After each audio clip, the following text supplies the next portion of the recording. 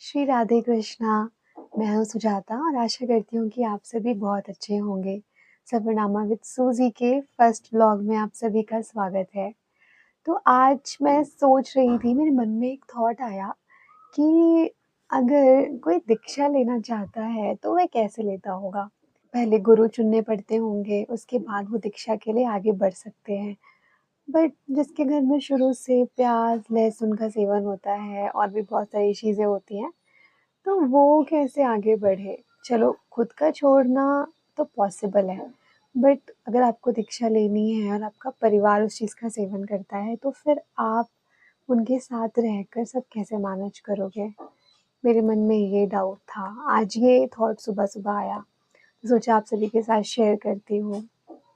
बाकी मेरे आज दिन की शुरुआत हुई, सुबह उठ के ब्रेकफ़ास्ट किया, मम्मी की हेल्प करी और अब मैं जा रही हूँ गीता पढ़ने के लिए।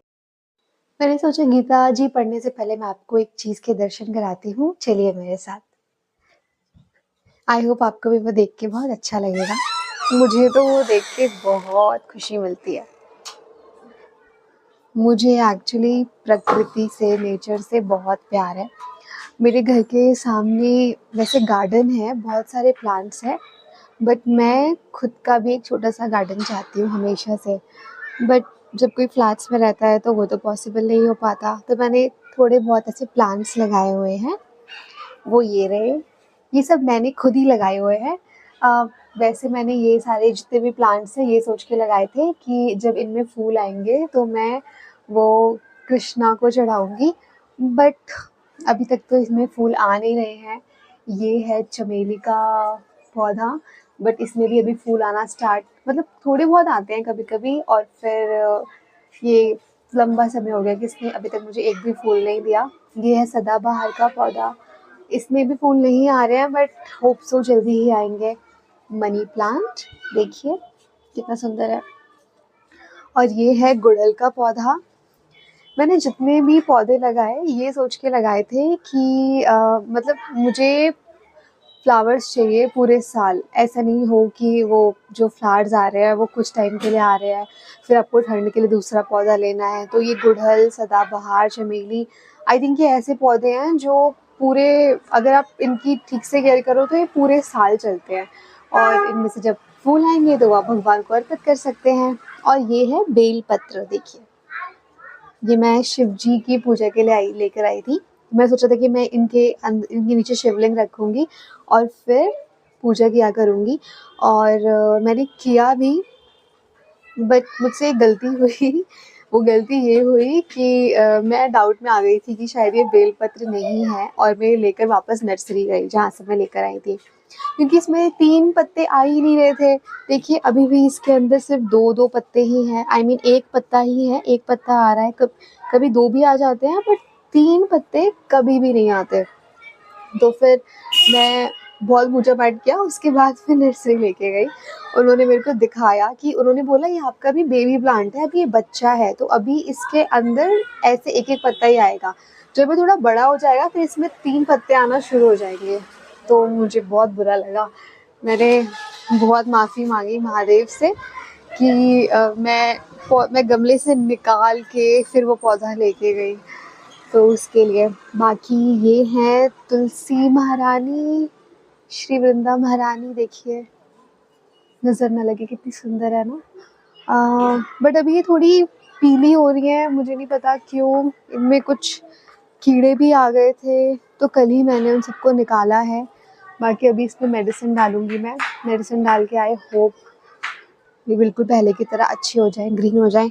चलिए, एक और बहुत इम्पॉर्टेंट प्लांट जो मैंने लगाया था और मेरा फेवरेट प्लांट है, वो एक्चुअली नीचे हमने रखा हुआ है।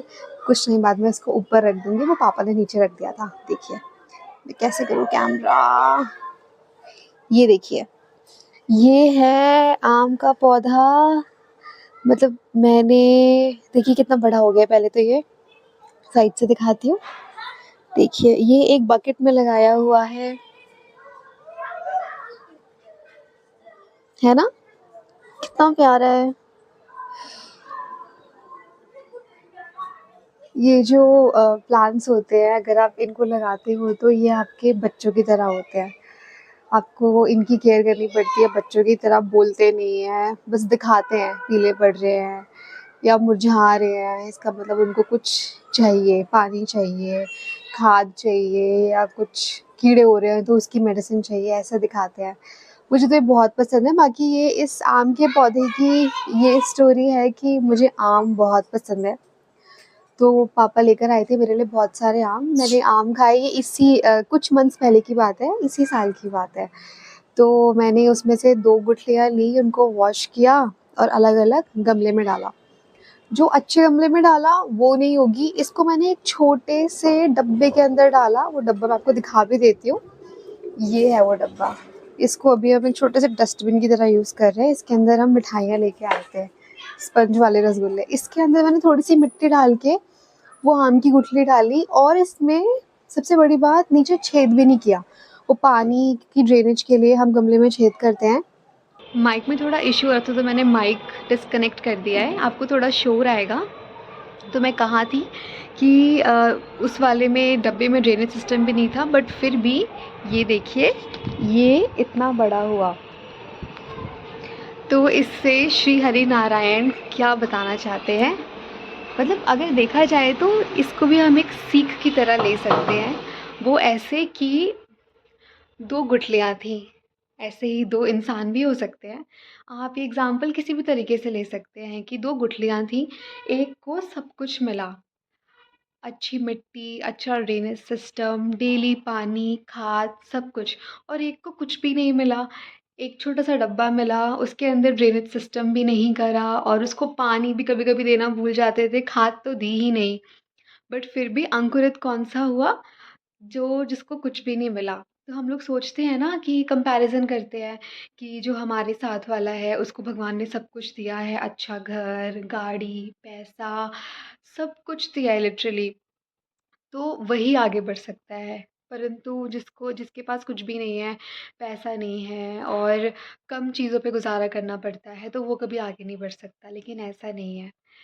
मेन बात यहाँ पे ये है कि जिसके अंदर जिसकी इच्छा शक्ति स्ट्रॉन्ग है, जो अपने सपने पूरे करने में विश्वास करता है, वही आगे बढ़ता है। तो वो हमने इस चीज़ से समझा। तो चलिए अब हम गीता जी का पाठ करने चलते हैं और मैं गीता जी का पाठ करते हुए वीडियो बना के वो भी आपके साथ ज़रूर शेयर करूँगी, वो भी आप देख सकते हैं। एक मैं ऑलरेडी शेयर कर चुकी हूँ, बाकी दूसरी मैं अब शेयर करती हूँ थोड़ी थोड़ी देर में। श्री राधे कृष्णा।